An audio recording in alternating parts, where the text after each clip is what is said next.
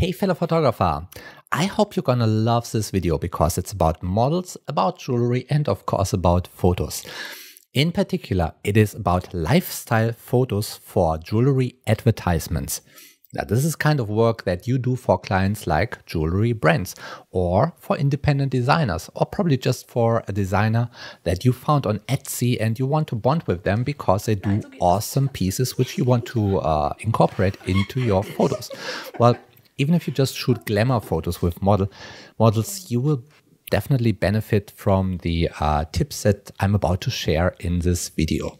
So my plan is to first go about some thoughts that you should have before your shoot, and then go over the basics that you should follow during the shoot in order to get killer photos.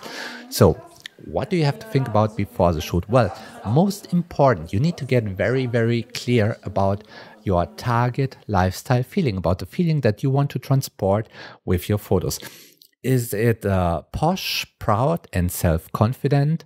Or do you want to transport something young, playful, and sexy?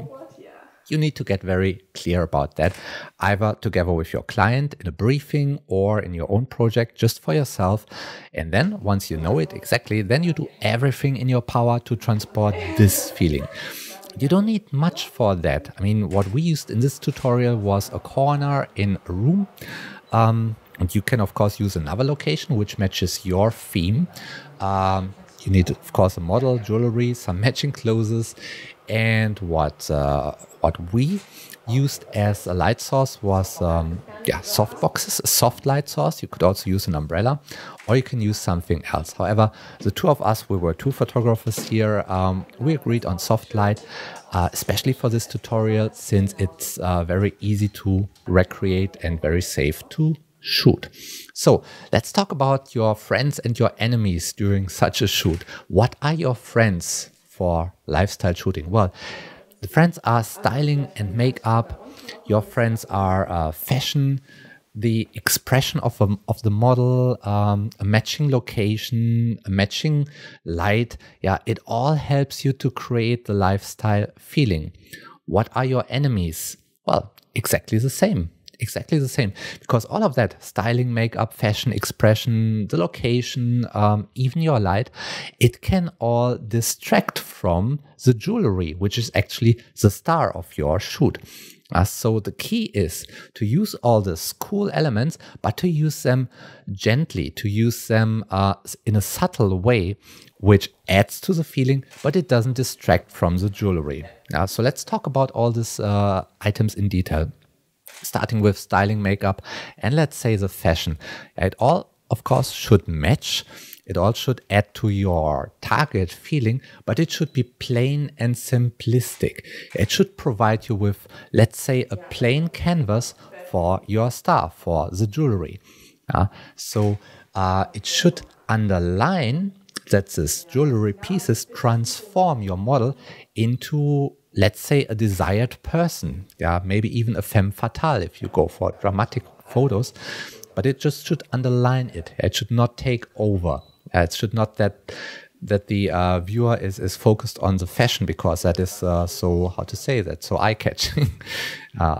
So stay away from complicated things. Go for plain and simple. Similar stuff goes for the expressions that your models make. It should match, but it should not distract. So it's awesome if your model can act out feelings, but in this case, let her act out something like a pleasant surprise rather than, let's say, intense fear or drama. Stay away from the intense feelings, because that would take over.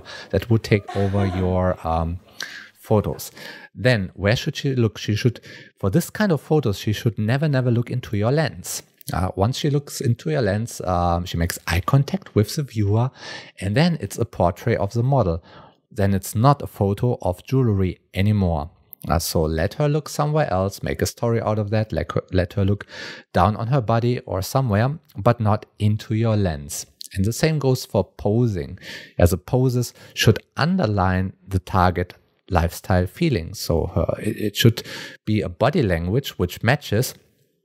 Let's say if it's about bride, then the body should be pretty upright and the head should be pretty high and so on.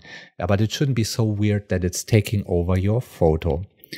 Let's talk about the location, because that is where, in my opinion, lifestyle photos quite often go overboard. Because on the one hand, the location should match, but it also shouldn't distract. And I think if your location is pretty distracting, if it's pretty dizzy, then please blur it away with an open aperture as much as you need to blur it away. But don't let it take over. The two photographers, in our example, we just went for a corner in a room with some white wallpaper. And that's enough for our feeling. But of course, you can get more complicated. But then again, care that people are not focused on the bright window in the background, but they're still focused on your model and the jewelry. Yeah. Brightness, lighting. Let's talk about lighting. This really depends on your artistic vision. I mean, for this kind of photos, it could be anything from super hard to super soft. Yeah. Obviously, for this tutorial, we went for relatively soft because, like I said, it's safe to shoot. It's very easy to control and it's easy for you to recreate. So what we used was simply two soft boxes. 60 by 90 soft boxes with grids. In each soft box there was a speed light, guide number 58 on 1/4 of its power. One soft box was directly on the model from an angle of roughly 45 degrees. The other one was usually shooting into the background to just brighten up the background a bit. The camera, I did take pretty much all the photos with an 85mm prime lens on f8.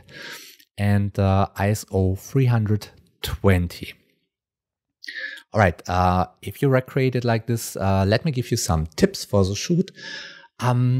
If her eyes are visible in your frame, then definitely still focus on her eyes and not the jewelry, because otherwise it would just look wrong. Yeah, sharp jewelry and blurred eyes.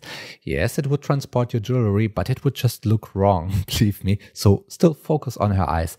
However, if you have very shallow depth of field, I mean, it's looking more cinematic. It probably underlines your target lifestyle feeling, but care that the jewelry on the model is not so much blurred that it's not recognizable anymore. Now, it can be blurred a bit, but it should still be recognizable. Don't blur away the star of your show. Then talking about that jewelry, the jewelry and also the clothing, it must all be placed very accurately for every photo. It should always be neat and clean and accurately. If you've got stuff like a twisted necklace or twisted straps of her bra or something like that, repairing that afterwards in Photoshop is a headache. Do yourself a favor and care that everything is sitting neatly for every exposure that you take. And when you shoot, directly shoot horizontals, shoot verticals, and shoot photos that you intend to crop square.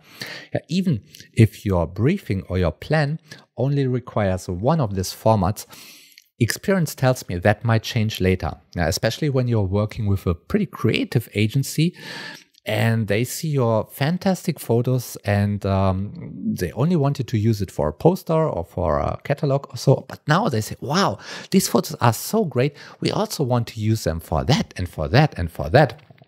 And then all of a sudden what you see is you only made horizontal photos and they crop and cut and squeeze your horizontal photo in order to somehow fit it into a vertical layout. And that is really heartbreaking. So be wise, directly shoot various formats, various crops, and then you're safe, you're future proof, so to say. Now, another tip, avoid cutting into the jewelry. You can really cut into her head or into her face. That is fine for this kind of photos, but don't cut into the jewelry. Okay, that's a lot of rules, and you know rules are there for breaking. So of course you can break them, especially if your agency is creative or it's your own project. It can work with broken rules. She can look into the lens and it can be intense. You may cut into the jewelry. It all might work. But if you want to be on the safe side, first follow the rules and then go crazy creatively and break them. In any case, please give it a try, shoot some lifestyle jewelry photos and get a feeling for it. I think it's a very nice experience. And you also want to use the photos later on, because in a next video, I will show you how to shoot some really cool product photos of such jewelry and then combine both of that, the product photos and the lifestyle photos, into impressive advertisements. So you will get some very eye-catching results, and I'm looking forward to you trying it out. For that, I wish you good light.